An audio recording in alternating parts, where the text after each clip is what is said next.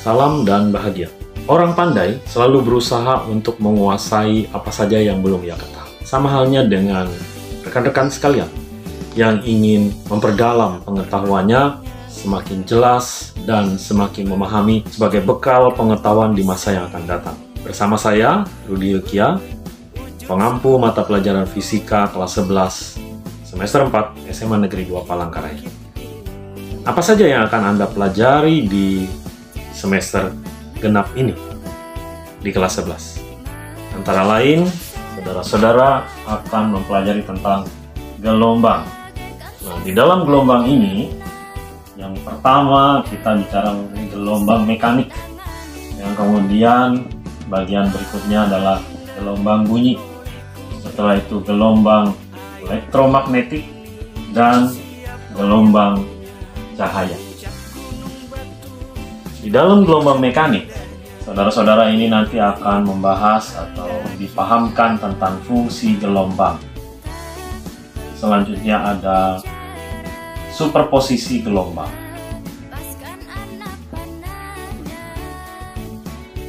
Masuk ke bagian gelombang bunyi. Di sini saudara belajar tentang nada dasar. Kemudian intensitas bunyi, taraf intensitas bunyi, dan efek Doppler. Memasuki gelombang elektromagnet, di sini saudara akan memahami tentang gelombang yang dapat merambat tanpa medium yang dibentuk dari gelombang listrik dan gelombang magnet. Penerapannya dalam spektrum gelombang elektromagnetik sebagai gelombang cahaya, sebagai gelombang radio, bahkan sampai sebagai sinar radiasi hingga sinar kosmis. Yang berikutnya tentang cahaya. Cahaya di sini berarti ada mengenai pemantulan,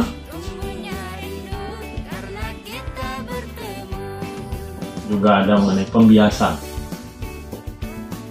Dipantulkan berarti melalui cermin. Cermin ada 3 macam: cermin datar, cermin cekung, dan cermin tembung. Pembiasan melalui alat yang namanya lensa. Ada juga melalui prisma, ada juga mengenai kaca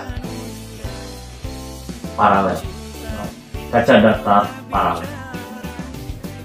Nah, di sini ada lensa tembung, lensa cekung, kemudian ada mengenai deviasi atau penyimpangan sudut. Nah, dari alat-alat ini kemudian kita bahas dalam alat-alat optik.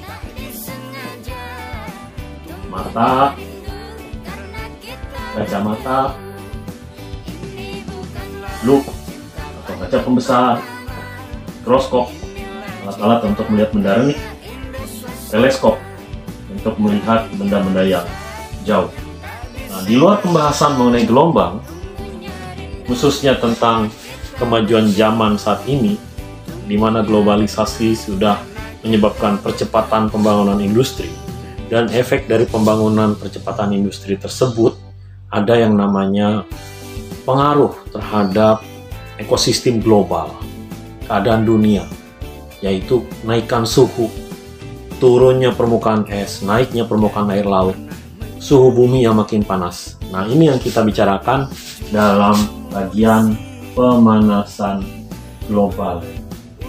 Sejauh mana pemerintah dunia dan warga-warga dunia lainnya mengurangi dan menghambat katastrofi atau masalah bersama ini. Apa yang akan kita lakukan dan apa proyek yang akan saudara kerjakan.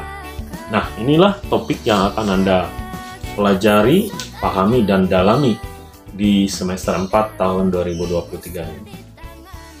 Salam dan bahagia.